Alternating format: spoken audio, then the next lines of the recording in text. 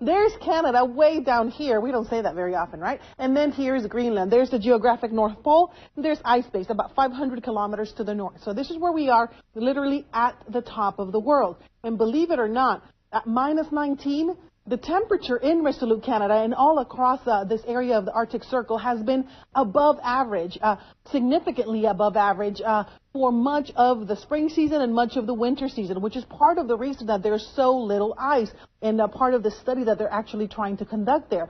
The winds actually pretty mild right now. What's been happening is we have an area of low pressure that's been cut off. We call it a cut-off low because it's cut off from the main kind of a flow in the atmosphere, so it has nowhere to go. It just kind of sits there, spins around and spins around. Right now, they've actually had some pretty quiet conditions with this area of low pressure, but every once in a while, it will spin off some more snow and ice across the area. For them, what's happened is the weather at Resolute hasn't been too bad at all. It's been mostly sunny.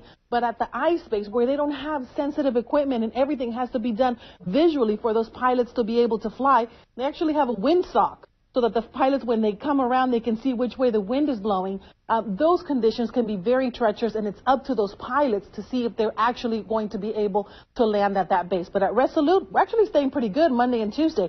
Wednesday, we'll see the return of the snow. So hopefully, maybe today or tomorrow, they can actually make it to their ice base there. I want to go ahead and switch gears with my last 30 seconds, Christy, talk about something a little bit different, and it's some serious flooding that we've had across portions of Thailand. Here's one image from one of the areas to the south. We're looking at a possible tropical development here in peninsular parts of Thailand. High winds, very high waves, and also the possibility of more wet weather in the next few days to come. Some areas have already had over 600 millimeters of rain.